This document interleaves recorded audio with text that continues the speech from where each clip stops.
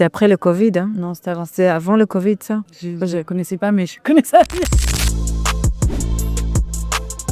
Bonjour, je m'appelle Yael Naïm. Je suis Jill Coulon. On est venu présenter le film Yael Naïm, Une nouvelle âme. On est à la Boule. On salue le public de Ozak. Donc on commence avec Joni Mitchell, Blue. C'est un album qui a marqué ma vie. Je crois que j'avais 16 ans quand j'ai un ami qui me l'a fait écouter sur vinyle. Et c'était une révélation parce que avant ça, j'écoutais beaucoup de musique classique, les Beatles, Aretha Franklin, Billie Holiday. Mais tout d'un coup, j'étais frappée par sa capacité à décrire les choses avec des mots qui étaient tellement à elle. Je me suis dit, ah d'accord, donc je peux transformer ma manière un peu bizarre, moi, de parler ou de penser à quelque chose qui est artistique et d'assumer ma manière à moi d'utiliser la langue. Donc Joni Mitchell est très importante.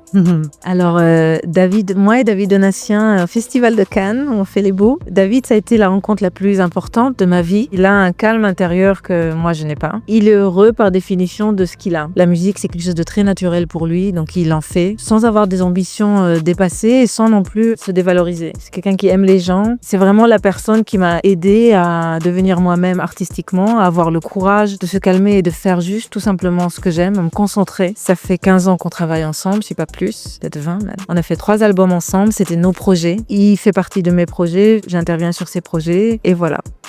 Et je l'aime.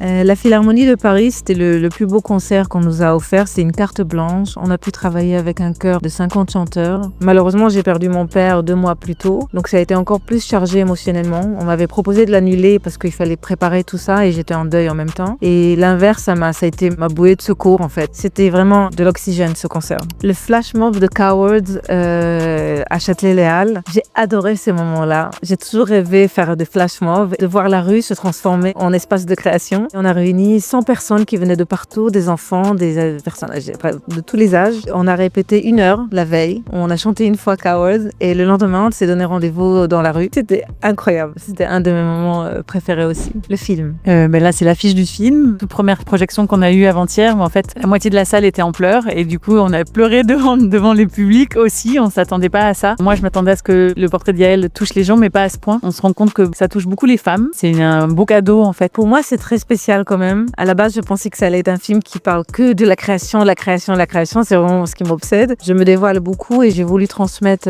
des choses de la vie, des visions. Et c'est vrai que ce temps long d'un film de 55 minutes et le regard particulier que Jill a et son écriture m'ont permis de dire beaucoup plus que ce que je pensais jamais dire. Et donc j'ai hâte de le montrer, mais j'avoue que c'est pas rien. C'est important.